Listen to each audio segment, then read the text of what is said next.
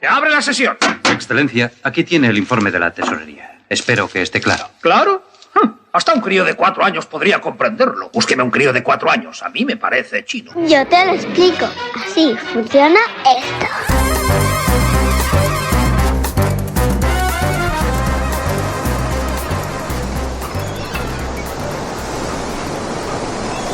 Ay, cómo me gusta cuando me traes cerca del mar, aunque sea a través del sonido, Ana Comellas. Es que este es el mejor sitio en el que estar para nuestro tema de hoy, Juanra Lucas. El mar es una delicia para nuestros sentidos, pero también es una fuente de riqueza. Todas las culturas que han convivido con la costa han tenido embarcaciones para pescar, navegar, comerciar. El mar ha posibilitado el contacto entre diferentes civilizaciones, un contacto que no habría sido sencillo o incluso posible por tierra, pero también ha sido una fuente de incertidumbre, Juan. Claro, barcos que no siempre vuelven a su destino por tormentas o por ataques. Exactamente, Juanra. Por eso los seguros nacieron aquí, a la orilla del mar. Vámonos a la antigua Babilonia. Construir un barco de cierta envergadura que pueda transportar una considerable cantidad de productos a otros lugares y además pueda volver con otros bienes o con el dinero conseguido en el comercio es en sí una empresa costosa. Meses de trabajo de muchos hombres y toda la inversión en madera y artilugios para la navegación. Más la inversión en aceite, vino, telas, especias y la contratación de toda una tripulación. Y si el barco se hunde, toda esa inversión se hunde con él. Un poco arriesgado dedicarse al comercio, ¿no? Pues sí, pero también muy lucrativo. Así que hace 4000 años el rey Hammurabi de Babilonia no solo esculpió en piedra aquello de ojo por ojo, que es por lo que es famoso el código de Hammurabi, sino que entre sus leyes se encuentra la de préstamo a la gruesa aventura, por la que un prestamista ponía el capital necesario para un viaje por mar, para que fuese posible. Si el barco volvía con éxito, el naviero tenía que devolver al prestamista el capital más unos intereses, pero si naufragaba no tenía que devolver nada y era el prestamista el que perdía. No me quiero imaginar el tipo de interés que pediría el prestamista con un riesgo como ese. Ni yo, la verdad. Muy bueno tenía que ser el comerciante con el margen que consiguiese para cubrir los costes, la prima y además obtener beneficios. La prima, Juanra, es el precio que paga el asegurado para que otro asuma su riesgo. Si el riesgo de que ocurra un siniestro, de que ese riesgo se materialice, se haga realidad, es muy alto, la prima pues será también más alta. También si lo que aseguro es muy valioso, la prima se va a encarecer porque el asegurador tendrá una mayor pérdida en caso de que ese riesgo efectivamente ocurra. Claro, así que navegantes menos experimentados, trayectos por mares más revueltos o cargas más preciadas implicarían mayor prima o mayor interés a devolver en la formulación de Babilonia. Pero no solo se aseguran cosas, Juanra. Durante la Edad Media y en el ámbito de los gremios vuelve a aparecer el concepto de seguro. Los comerciantes y artesanos se agrupaban para garantizar la calidad de sus productos, pero también para protegerse unos a otros. En una época sin seguridad social ni ningún tipo de cobertura estatal, si te ocurría algo que te impidiese trabajar, pues tu familia se moría de hambre. Claro. Así que los trabajadores de cada gremio cubrían ese riesgo creando una hucha general, para poder dar apoyo económico a sus miembros en caso de accidente, enfermedad, fallecimiento o daño a la propiedad. Como un seguro de vida. Pues salvando las distancias, sí. El conjunto del gremio vendría a ser la aseguradora. El riesgo a cubrir que ocurra algo que implique una incapacidad para poder trabajar. La prima sería la cuota que pagase cada uno de ellos, que seguramente supongo que tendrían diferentes precios, diferentes primas en función de su categoría dentro del gremio. El tomador del seguro y el asegurado sería el propio trabajador, aunque el beneficiario, el que recibiría el dinero en caso de siniestro, podría ser él, su mujer o sus hijos en caso de fallecimiento. Pero el concepto de seguro como lo conocemos hoy nace en una coffee house de Londres en el siglo XVII. ¿Una coffee house? ¿Una casa de café? ¿Una cafetería? No exactamente, Juanra. El ambiente era más bien así. En la coffee house de un tal Edward Lloyd no podía servirse alcohol, como en el resto de las coffee houses, pero los marineros y empresarios se reunían para chismorrear y hacer negocios. Se servía tanto café como información, y los clientes eran fieles por ambas cosas. El riesgo del transporte de mercancías era uno de ellos, y sus clientes, los marinos y los empresarios, decidieron compartirlo. Calculaban el valor del embarque y cada uno de ellos suscribía una parte. En un documento, cada suscriptor o asegurador anotaba el porcentaje del valor del embarque del riesgo total que estaba dispuesto a asumir. Y ese documento iba circulando por la coffee house hasta que se completaba el total del riesgo. A este documento se le llamó póliza. Como ves, Juanra, un gran riesgo compartido entre muchos lo hace asumible para cada uno de los suscriptores o de los asegurados. Todo esto está muy bien, Ana, pero ¿no crees que se nos queda un poco, no sé, atrasado? ¿No tienes algo más moderno? Pues para contarte cosas más en línea con los tiempos, Juanra, te presento a Guillermo Alén, fundador y CEO de Life5, y Cherra Pardiñas, su director de comunicación y relaciones públicas. Esto te va a encantar, porque ellos lideran una empresa de seguros InsurTech. Así funciona esto de los seguros y las nuevas tecnologías. Bienvenidos a Así Funciona Esto y gracias por recibirnos en vuestra casa, Guillermo, Cherra. Me encanta porque me servís en bandeja la primera pregunta. Guillermo, voy contigo. ¿Qué es InsurTech? Pues a ver, tiene mucho que ver con la insurrección, Juanras, efectivamente. Básicamente es todo lo que se llama la tecnología aplicada al mundo del seguro. Es decir, todo lo que ha hecho evolucionar esta industria la va a hacer evolucionar desde hace unos cuantos años. Diferentes iniciativas que han hecho que el seguro pues sea pues de muy diferentes maneras, pues más accesible a la gente que los compra, o más rentable para las aseguradoras, o más eficiente para los distribuidores. Es toda la tecnología que ha hecho que este mundo del seguro sea más fácil de entender, más tecnológico, más eficiente y que lo ha mejorado. Hay una cosa, antes de continuar, porque quiero preguntaros alguna cosa más, pero digamos que estamos en su casa y voy a decir algo. Nuestros dos interlocutores de hoy, si llegan a los 30, los pasan poco, no sé si llegan. Y el sitio donde estamos, su sede en Madrid, está más cerca en cuanto a la estética y en cuanto a las personas que hay trabajando por edad de una tecnológica que de la idea que uno tiene de una compañía de seguros. Eso tiene mucho que ver con lo que estás diciendo, Guillermo. Muchísimo, la verdad, sí. O sea, al final nosotros lo que queremos es dar una idea fresca al consumidor, que cuando compre un seguro de vida no tenga esa idea pues obsoleta, ¿no? De comprarte una póliza en papel y firmarla con el boli en una oficina, sino hacerlo 100% online sin necesidad de pasar por una oficina a firmar nada, ni de reclamar un papel a Hacienda, ni reclamar un papel a Seguridad Social, ni nada para contratarlo. Que sea súper sencillo. O sea, contratáis online el 100%. Seguro y luego el proceso se sigue también continuamente online. Efectivamente. Eso es lo que nosotros, o sea, al final nosotros lo que hacemos son seguros de vida concretamente, pero completamente online. De tal forma que el cliente entra, se informa del producto. Lo que intentamos darle una transparencia brutal a todo el producto y a la experiencia del cliente para que entienda bien las coberturas, entienda bien cuál es el precio del producto y demás. Y después contrate él pues tranquilamente desde su hogar sin necesidad de que nadie le llame, ni que nadie le moleste, ni que tenga que ir a una oficina a firmar nada, que se le cargue en la tarjeta de crédito, que es una cosa bastante innovadora para ser un producto de seguro, y que pueda pagar mensualmente y darlo de baja cuando quiera. O sea, como el Netflix que hemos tenido en comparación con los videoclubs, pues en los seguros, justamente. El Netflix del seguro. Efectivamente. Siempre decimos que es la experiencia Netflix, pero para seguros. Bueno, pero más allá de esa facilidad, ¿no? de poder contratar online, etcétera, ¿qué es lo que diferencia realmente a lo que hay detrás de vuestra tecnología? ¿En qué más cosas se aplica la tecnología? O sea, realmente nosotros, es bonito porque el cliente queremos que se quede con esa experiencia Netflix, pero hay una complejidad muy grande detrás de todo el equipo, ¿no? Nosotros somos un equipo ya de 50 personas, de los cuales la mitad son producto y tecnología. O sea, hacemos seguros, pero el seguro es una cosa muy pequeña y lo importante es hacer que el seguro sea accesible. ¿Qué significa accesible realmente? Pues que al final, si tú, por ejemplo, tienes una complicación médica, o has tenido una complicación médica, ¿no? Ahora que está el tema del olvido oncológico, por ejemplo, ahí en pleno auge, o por ejemplo, pues tienes cierta obesidad, o has tenido algún tipo de problema de salud, o tienes una profesión un poco más compleja de evaluar el riesgo, tradicionalmente esto se ha evaluado con que las aseguradoras han tenido, pues, tienen equipos de riesgo súper grandes que te llaman por teléfono, te piden 20.000 cuestionarios, informes de vida laboral, etcétera. Nosotros, ¿qué es lo que hemos hecho? Pues digitalizar todo eso para entender el riesgo del cliente con un cuestionario súper sencillo online. Y al final te damos el precio en el momento, de forma completamente digital, para que tú cierres tu póliza, en vez de estar 2-3 semanas esperando por un informe médico, enviárselo a la aseguradora, esperar una respuesta de vuelta y demás. Y lo que hacemos es trabajar muy en conjunto con nuestros partners de aseguradoras o reaseguradoras para construir un producto pues ágil y actualizado al siglo XXI. Entonces, vosotros hacéis una mediación entre las grandes aseguradoras y el cliente, facilitando el proceso de relación y efectivamente los beneficios o las ofertas que pueda tener la gran compañía con esos clientes. Efectivamente. Nosotros hay un término ahí, porque como comentabas, el término de InsurTech es un poco complejo, ¿no? Pero al final es lo que has dicho, Juanra, es una mediación, pero nos llamamos más bien como una neoaseguradora, porque al final la experiencia del cliente la mantienes siempre con Life5.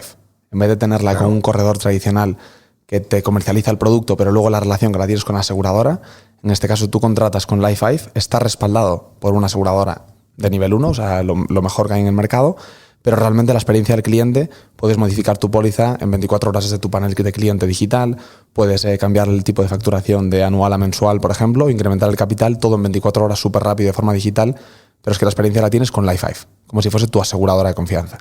No tienes que irte a la aseguradora detrás a hacer el cambio. Y ahí, perdonad, como clientes, al final cuando contratamos el seguro, solo vemos esos extremos, ¿no? La parte de la contratación y si tengo un siniestro o cualquier otra eventualidad, veo esa parte de dar el parte, ¿no? Que haríamos con los coches. Pero ¿qué es lo que pasa entre medias? ¿Cuál es la cadena de valor del seguro y cómo, por ejemplo, vuestra empresa o otras empresas de Insurtech lo están cambiando? Pues vamos, la cadena de valor al final es una cosa muy extensa, ¿no? Pero por acortarla y explicarla bien, al final siempre me gusta explicar un poco quiénes son los stakeholders, ¿no? O los interlocutores en el propio los sujetos que incluyen la propia cadena de valor del seguro, ¿no? Pues aparentemente para los consumidores solamente existen las aseguradoras y el corredor, ¿no? El amigo de tu padre que tiene la póliza X o el de la esquina, ¿no? Que tiene una oficina de seguros de AXA, ¿no? Por así decirlo. Pero realmente hay mucha más gente en torno al mundo del seguro que hace que sea posible, ¿no? Por una parte tienes los distribuidores, efectivamente, que son corredores de seguros, y tienes tanto corredores como agentes de seguro, que son cosas diferentes. El corredor es una figura independiente y objetiva, que lo que hace es ofrecerle al cliente diferentes productos para que contraten uno de ellos, mientras que la gente trabaja para una aseguradora. Por eso los agentes siempre son un agente de AXA, un agente de Santa Lucía, un agente de Allianz, y ofrece productos solo de la aseguradora con la que trabaja. Hay más especificaciones, pero básicamente esa es la gran diferencia. Después de ellos está la aseguradora detrás, que la aseguradora es la encargada de dar un producto a estos distribuidores para que se lo vendan a sus propios clientes. Es decir, la aseguradora es la encargada de crear un producto, de tener la relación con la regulación, por así decirlo, la Dirección General de Seguros aquí en España o reguladores en los diferentes países, crea el producto de seguro y es el que lo pone en circulación. Y posteriormente hay otra figura que casi nadie conoce, que es la reaseguradora, que es la que le compra el riesgo a la aseguradora, porque la aseguradora al final es un negocio de riesgo, ¿no? O sea, crea pólizas de seguro, crea productos de seguro, cobra dinero por ello y luego paga los siniestros a sus propios clientes. Pero hay muchas veces que lo que hacen es esas carteras de clientes tan grandes que tienen, pues para diversificar el riesgo, se las venden a unas entidades detrás que únicamente se dedican a comprar y vender riesgo entre ellas, que son las reaseguradoras. Que sería un seguro del seguro. Efectivamente, es como un seguro del seguro. Ahí está. Y entonces es toda la cadena de valor. Tienes el reasegurador detrás del todo, después la aseguradora y después los distribuidores y el consumidor final. Oye, Guillermo, a ver, para entender un poco más también el negocio, vuestro negocio y el modelo de negocio. Tendríamos a pensar que con el dinero de las primas, las aseguradoras lo que hacen es una especie de hucha para poder hacer frente a los siniestros. ¿Es así? ¿Cuál es el modelo de negocio de una aseguradora y cómo se integran las empresas Insurtech en ese modelo? Pues sobre el primer punto es curioso, Juan, porque realmente mucha gente piensa que las aseguradoras se forran con los clientes de las primas que cobran, de que hacen unas huchas enormes y nos timan a todos con los precios del seguro. Pero no es así. La realidad es que las aseguradoras, como hacen dinero, es que recaudan mucho dinero y ese dinero lo ponen en circulación y le sacan unos rendimientos de capital. O sea, por ejemplo, en Estados Unidos, igual os suena el nombre de Warren Buffett, ¿no? Que tiene una aseguradora que es Berkshire Hathaway, que es la número 1 en Estados Unidos, y ellos realmente no ganan dinero con el riesgo, sino que es el número 1, o sea, vamos, la propia aseguradora es el accionista más grande que tiene Apple, por ejemplo, ¿no? En el caso de Estados Unidos. ¿Cómo hacen dinero las aseguradoras entonces? Invirtiendo entonces. Efectivamente, recaudan mucho dinero de sus clientes y ese dinero lo invierten posteriormente pues en real estate, o sea, en viviendas, por ejemplo, en inmobiliario, en muchísimas cosas, lo invierten en renta fija, lo invierten en renta variable y crean muchísimo valor para el ecosistema como tal. Pero no es que se forren a costa nuestra clavándote un precio muy alto, ¿no? por el seguro. Y dentro, obviamente, es lo que se llama la siniestralidad del producto. La siniestralidad es la que luego define si ese producto es más rentable o menos rentable. Por ejemplo, el seguro de coche que todos tenemos tiene una siniestralidad casi del 100%. Es decir, por cada euro que paga el cliente, las aseguradoras suelen pagar 1 euro en siniestros. O sea, tiene una rentabilidad casi del 0% o incluso negativa muchas aseguradoras. ¿Pero por qué? Porque luego hay otros productos como Vida, que es el nuestro, que son productos muy rentables, que tienen un margen pues, de un 20, un 30%, que para ser un seguro es un margen muy, muy bueno. Y luego entre medias tienes otros muchos seguros, como el de salud, por ejemplo, que tiene una siniestralidad cercana al 90%. Tienes el seguro de hogar también, cercano al 80-90%. Y eso, el margen que les queda luego, es lo que sí que ganan de la diferencia de siniestros versus primas cobradas.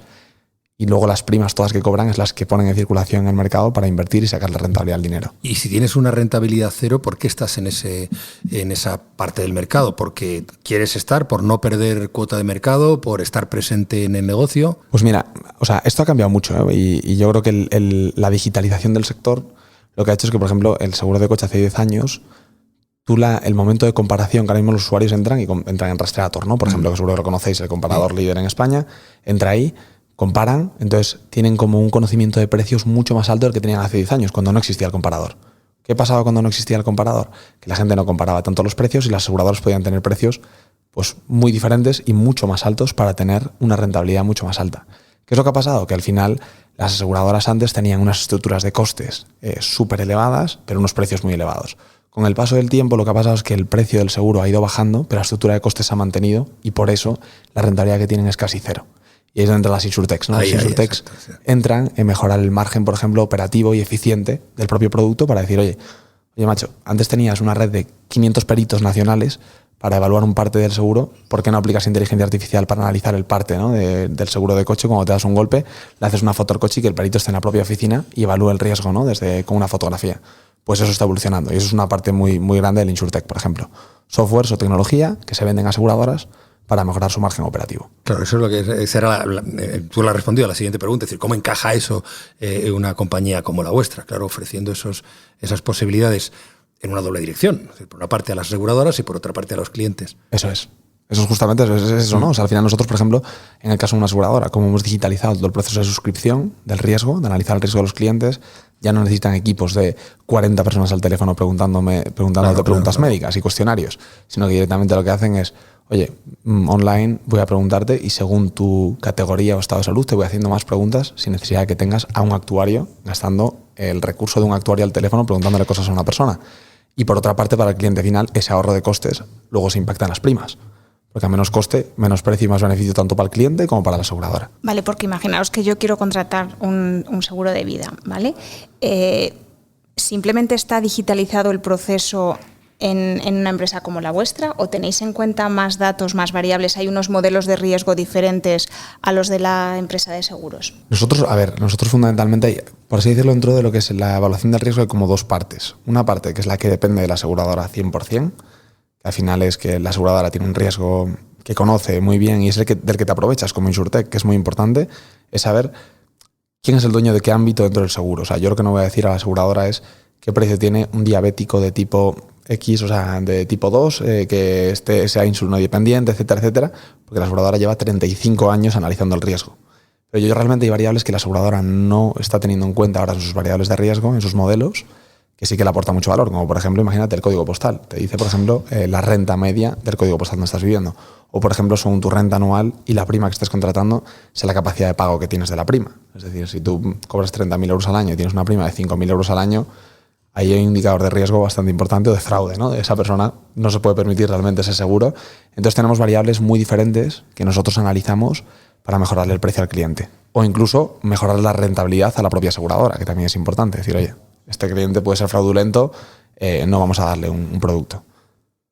Guillermo, has hecho referencia ya hace un momento al derecho al olvido oncológico a las puertas de la tramitación parlamentaria, que al final con la convocatoria electoral pues se quedó fuera. Ahora empieza la temporada con todos los cambios, con un nuevo diseño en el Parlamento. Quiero hablar un poco de eso desde una perspectiva, si quieres, doble. ¿Qué datos debo aportar obligatoriamente al contratar un seguro y qué hacen con esos datos los algoritmos? Mira, justo, Juanras, es un punto importante porque justamente por la mañana está reunido con una aseguradora, la aseguradora concretamente, y estábamos hablando de este tema, ¿no? De por qué esta ley del olvido oncológico viene al mercado y quiénes son los causantes de que esto llegue, ¿no? Realmente, porque esto, desde el punto de vista del consumidor, puede ser una cosa polémica e interesante, y obviamente muy justa, ¿no? Para la gente que ha tenido problemas en el pasado oncológicos, pero realmente si lo ves desde la perspectiva aseguradora es muy injusto que ahora que te impongan directamente como aseguradora decir, no, es que ahora tienes que tener en cuenta esto y sí o sí a esta persona tienes que darle un producto.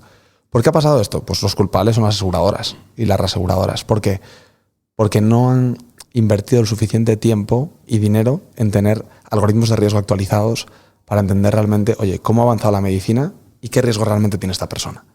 ¿Qué es lo que ha pasado? Que toda la gente la meten como yo y por el mismo canuto. O sea, es decir, vengas por donde vengas, la profesión que tengas, te hago el mismo análisis de riesgo en vez de analizarlo más en detalle y entender, oye, no es lo mismo. Pues yo siempre lo digo, por ejemplo, una persona que ha tenido un infarto de miocardio en el pasado o que ha tenido problemas de tensión alta, seguramente se cuide mucho más que una persona que fume y que no sea hipertenso. ¿Por qué? Porque uno es una bomba de relojería. O sea, el que no sabes es que el que fuma y no sabe que es hipertenso, seguramente tenga un riesgo para la salud mucho más alto que el que ya lo sabe. Pues así, eso es lo que ha pasado durante muchos años. Las aseguradoras no han dedicado el tiempo suficiente a invertir en recursos y en tecnología para analizar bien esos riesgos. ¿Y qué es lo que pasa? Pues que llega un momento que hay prácticas muy injustas y abusivas por su parte, por no hacer las cosas bien, y llega el Estado y lo regula, como debe ser, lógicamente. Para meter aquí una coletilla a lo que está diciendo Guille, eso forma parte es una de las cosas que nosotros tenemos como propias. Quiero decir, ese es un algoritmo que se llama Dynamic Underwriting, traducido como suscripción dinámica, y es precisamente una parte fundamental del trabajo que hacemos, porque eso es precisamente una de las cosas que nos diferencia de todo lo demás, más allá de la capa tecnológica de la que está hablando Guille, que por supuesto puede ser más o menos común al resto de insurtechs. Nosotros tenemos el Dynamic Underwriting, que precisamente es lo que nos da un punto de ventaja radical y brutal frente a cualquier otra aseguradora de vida o aseguradora convencional, básicamente.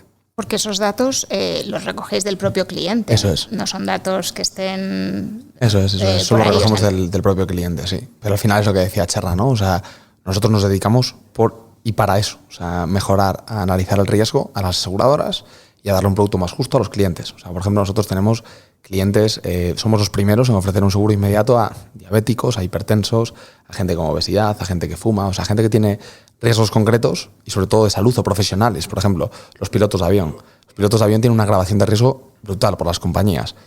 ¿Qué riesgo tiene un piloto de avión? O sea, ¿cuántos aviones se caen? O sea, es más posible seguramente que te caiga una maceta en la cabeza y te mate que caerte de un avión, ¿no?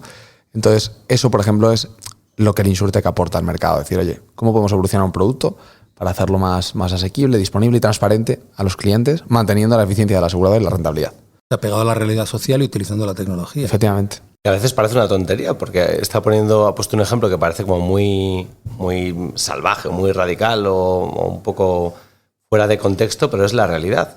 El problema es que para una aseguradora tradicional adaptar su modelo de riesgo a algo parecido al nuestro le llevaría décadas. Nosotros hemos nacido así. Décadas en cuanto al desarrollo tecnológico que implicaría tener ese mismo modelo de riesgo o un algoritmo similar, y además en equipo, en logística, en absolutamente todo lo demás. Nosotros ya hemos nacido así, nosotros hemos nacido ágiles. O sea, la agilidad forma parte del ADN de cualquier startup o de cualquier insurtech en este caso, frente a empresas que son prácticamente del Jurásico y que se están esforzando precisamente en modernizar los equipos y en adaptarse a los tiempos que corren, pero por supuesto siempre van a ir muchísimo más despacio que lo que lo hacemos nosotros. Claro, pero ahí me surge la duda, si la empresa aseguradora con sus modelos de riesgo no aseguraría a esa persona, vosotros con los vuestros comprobáis que efectivamente el riesgo no es tal y que son asegurables. No sé si tenéis la suficiente, digamos, como experiencia para contrastar esa información o... Hay un matiz. O sea, nosotros es cierto que no es que cubramos a muchos más perfiles, sino que hacemos más fácil que esos perfiles sean cubiertos. Es decir, una persona, o sea, por ejemplo, una aseguradora, es difícil que no te cubra. Es muy complicado que no te cubra una aseguradora un seguro de vida, incluso habiendo tenido cáncer hace X años. Con ese problema que te ponen muchas dificultades para cubrirte. O sea, te piden pues muchísimos informes médicos, te piden un montón de información, cuando realmente nosotros lo que hemos hecho es digitalizar todo ese proceso. Decir, oye, mira, nosotros ahora mismo hemos empezado por los perfiles sencillos de riesgo, no lo más complicado, ¿no? Pero ¿por qué necesito pedirte 27 informes médicos si puedo pedirte información directamente a ti? Pues el proceso, lo que decía Cherra, está tan anticuado que la aseguradora sí o sí te tiene que pedir el informe médico que te hiciste el año pasado con la revisión médica, cuando realmente las preguntas te las puedo hacer a ti directamente. Oye, el último análisis de sangre que te hiciste, ¿cuándo fue? En esta fecha. ¿Y cuál fue tu nivel de colesterol? Este fue mi nivel de colesterol. ¿Por qué es necesario que te pida una copia, ¿no? del análisis de sangre que te hice hace X tiempo? Entonces nosotros lo que hemos hecho básicamente es no cubrir más allá de los perfiles que cubre la aseguradora, sino ser más ágiles y más digitales en cubrir a esos perfiles concretamente. Y supongo que también abaratar el coste. Efectivamente. ¿No? Al final el más riesgo se penaliza con un coste mayor. Eso es. Chicos, tenemos seguros que cubren los gastos de la boda si llueve o incluso si la persona que va al altar contigo se arrepiente, incluyendo la ¿Seguro para eso también? Sí, incluye la terapia posterior, que lo sepáis. Seguros de hogar que cubren fenómenos paranormales, que curiosamente se ha cobrado alguno. Los pulgares de Fernando Alonso, las piernas de Cristiano Ronaldo, la voz de Enrique Iglesias, de Madonna o de Mariah Carey. la sonrisa de Julia Roberts, el pelo de Jennifer Aniston, la lengua de Gene Simmons, el cantante de Kiss o uno de los componentes del grupo. ¿Se puede asegurar todo? ¿Necesitamos asegurar todo? ¿En qué condiciones? Efectivamente. Se puede asegurar todo, efectivamente. O sea, al final, y hay muchísimos más raros que hay por ahí. O sea, se puede asegurar absolutamente todo y hay seguro para todo. Y yo creo que todos los futbolistas tienen su pierna derecha o izquierda asegurada y todos los pilotos de Fórmula 1 tienen sus manos o los pulgares asegurados seguro. Y es que tiene toda la lógica, ¿no? Al final es de lo que te ganas la vida. Igual que hay seguros de incapacidad profesional, pues quedarte sin el pulgar es como una incapacidad profesional, ¿no? Puedes dejar de conducir, por ejemplo. Hay seguros para absolutamente todo. Ana, deberíamos asegurar nuestras voces, quizá. ¿Tú crees? Oye, Yo creo que sí. ¿Cuánto nos costaría la prima? No lo sé, eso lo hablamos contigo. Oye, me pregunto, ¿qué hacen unos chicos como vosotros en un sector como este? Es decir, ¿cómo a una persona joven de la edad que vosotros tenéis, con la capacidad de conocimiento de la tecnología y tal, os da por meteros en los seguros? Una mañana decís, oye, pues vamos a montar una cosa aquí, estos tíos están muy obsoletos, este es un sector muy, muy viejo y vamos aquí a venir a abrir la ventana y que entre aire fresco. Juanra, pues igual te parece de broma, pero es un poco así. Sí, la ¿no? realidad es que al final dices, oye, aquí hay unos márgenes y esto es una industria enorme, ¿por qué no hay nadie haciendo esto? ¿No? Y entonces un día pues te das cuenta, yo en mi caso particular estaba trabajando en el mundo de la inversión en Insurtech y te das cuenta de los seguros de vida y dices, oye, no me puedo creer que nadie esté haciendo esto. Y efectivamente no hay nadie haciendo esto. Y entonces, pues bueno, pues uno se mete y empieza a entenderlo un poco mejor, que es bastante complejo el mundillo este del seguro. Y al final, pues decides arrancarlo y aquí estamos. Esta es una pregunta que debíamos responder nosotros mismos. Así funciona esto, pero os lo hago a vosotros y así tenemos una seguridad de que la cosa va a tener más rigor y más certeza. ¿Cuántas empresas hay haciendo esto? Porque no me parece que deba haber muchas abriendo camino como estáis abriendo vosotros. Realmente no. O sea, en seguros de vida como tal, somos en España estamos nosotros y un par más. Y en Francia no hay nadie, por ejemplo. En Alemania hay un par de empresas. En Italia hay una empresa también. Pero te podría decir que con los dedos contados de las manos en toda Europa continental. Sí que es cierto que Inglaterra es el mercado más avanzado de seguros en toda Europa. Bueno, no Europa, pero en Inglaterra justamente, y hay bastantes más. Pero en Europa continental no hay casi nadie. Entiendo, Guille, por lo que estás diciendo, que el i5 mira más allá de las fronteras españolas. Efectivamente. Nosotros hemos abierto Francia justamente hace unos meses y estamos abriendo también en Portugal e Italia como nuevos mercados. Porque al final el problema se comparte entre todos los países. O sea, es lo mismo lo que encuentras aquí, te encuentras el mismo problema en Portugal, te encuentras el mismo problema en Italia y en Francia y en todos lados. Pero los seguros cambian mucho, ¿no? Porque, o sea, yo recuerdo hace ya la película un montón de años de El fuego de la venganza, creo que se llamaba, de Denzel Washington, que y yo Dakota Fanning, ¿no? Sí, eso es. Fue la primera vez que oí hablar, y Marc Anthony, del seguro de secuestro y rescate, por ejemplo, que aquí en España es una cosa que, o sea, no te aseguras porque te secuestren o no, debe ser algo... Porque es que no creo que a mucha gente le No, en guste, principio no. No deberían. Gracias a Dios. Ya no, gracias a entonces, Dios. ¿cómo al final el mundo del seguro también se adapta a la realidad de cada país, ¿no? a la realidad que vive, ¿no? Efectivamente. O sea, al final cada seguro es completamente distinto y cada mercado es completamente diferente, lo que has dicho tú. O sea, entiendo que en Afganistán y en todo Oriente Medio habrá seguros para temas de guerra que nosotros aquí nunca tendremos, seguramente. Igual que, por ejemplo, aquí en España y en Europa no tiene nada que ver el seguro médico que hay en Estados Unidos, donde la seguridad social no existe, ¿no? Pues al final el seguro se adapta mucho a dónde estás, concretamente. Mira, por muy curioso que parezca, ¿no? Pero en toda Latinoamérica el seguro de coche no es obligatorio. Aquí en España, en toda Europa, en el mundo más desarrollado y demás, sí que es completamente obligatorio. Pues tú en México, tú te pegas un golpe con el coche contra otra persona y buena suerte. O sea, a pagar, no toca otra cosa. Entonces se adapta mucho a eso. Es cierto que el seguro de vida, sin embargo, nosotros vamos mucho a mercado europeo, que es nuestro objetivo. Son todos mercados muy desarrollados con una educación financiera, con sus más y sus menos, pero bastante evolucionada. Y al final depende mucho del riesgo de mortalidad, ¿no? Que es el seguro de vida, cubre eso. Cubre la invalidez y cubre la mortalidad. Entonces, al final, la mortalidad, pues tenemos la suerte de que en Europa es más o menos igual en todos los países. Si nos fuésemos a Senegal, por ejemplo, a cubrirla, sería un poco diferente. Pero en este caso sí que es homogéneo en los diferentes mercados. Oye, Guille, has hablado de educación financiera. Y eso es algo en lo que estáis también. ¿Qué hace una compañía tecnológica, porque es una tecnológica como la vuestra, en la educación financiera? Eso le toca a Cherra. Muchas gracias. Pues mira, precisamente ahí tenemos mucho que hacer y de hecho hacemos mucho y estamos planteando como muchas iniciativas en ese sentido, porque la realidad es que lo quieras o no, y aunque a priori pueda no sonarte, a vosotros sí, pero pueda no sonarte como temas similares, hay mucho de educación financiera en el mundo del seguro y viceversa. Y al final hay términos que muchas veces estamos dando por hecho, pero que son súper necesarios entender y comprender bien para poder luego comparar, para poder elegir mejor, que si los das por hecho, pues seguramente te la pueden colar por otro lado. Quiero decir, una prima puede ser la hija de tu tío, ¿sabes? O puede ser lo que estás pagando mes a mes en cada seguro, y muchas veces lo das por hecho o lo infieres por el contexto que hay. Pero al final, conceptos como el tipo de interés, pues obviamente lo das por hecho, pero en momentos como ahora, donde está subiendo la inflación y demás, se pueden empezar a mezclar muchísimos conceptos muy distintos que al final, aunque no lo parezca, te afectan directamente. Y nosotros estamos llevando a cabo, de hecho, un par de iniciativas precisamente para ir a la base de esto, a la educación financiera desde el origen. Es decir, desde las preguntas que muchas veces estás dando por hecho, pero precisamente porque das por hecho que todo el mundo debería saberlas, incluso tú, no preguntas. Entonces tenemos ahora mismo, que ya lo podéis ver en nuestras redes sociales, tenemos un par de capítulos de una, vamos a llamarla serie, pero que son al final cápsulas pequeñas de contenido, que se llama Todo lo que siempre quiso saber sobre seguros y nunca se atrevió a preguntar, y todo lo que siempre quiso saber sobre hipotecas y nunca se atrevió a preguntar. Y al final es algo que se hace de forma relativamente sencilla, porque al final es, oye,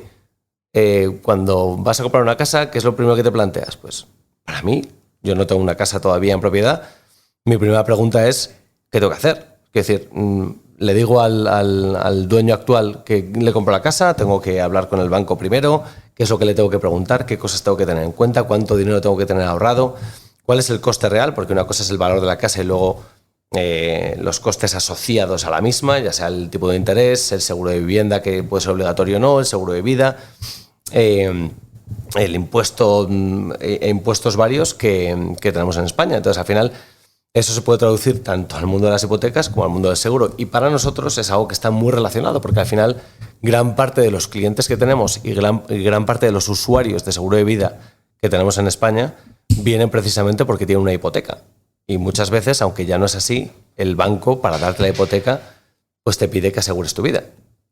Y como seguros puede que no tenga todo el mundo en España, pero vida sí. Lo único que nos une a todos es precisamente que estamos vivos, y al final, antes o después, puedes llegar a plantearte este tipo de cosas. Y entonces es precisamente lo que estamos haciendo en cuanto a educación financiera. Y es una carrera larga, porque al final hay muchísimos conceptos, muchísimas cosas que siempre puedes aprender y que encima necesitas aprender para poder luego elegir mejor. Nosotros, Ana y yo, y así funciona esto, somos muy de educación financiera, ¿eh? Se nota, ¿eh? Es lo que nos motiva, contar y aprender. Oye, pues muchísimas gracias, Txarra, Guille, ha sido un placer, hemos aprendido mucho, ¿eh? Yo por lo menos he aprendido muchísimo de seguros hoy. ¿De todo lo que te vas a asegurar? Y de todo lo que... Espero que salgáis de aquí con un seguro de vida. Otra cosa es que me quieran asegurar ellos, pero en fin. Oye, gracias. Guillermo Alén, fundador y CEO de Life5, Txarra Pardinas, director de comunicación, relaciones públicas. De verdad, ha sido un placer. Gracias a vosotros. Mil gracias. Ánimo. Pues así funciona esto, Juanra. Un podcast de Mediapods.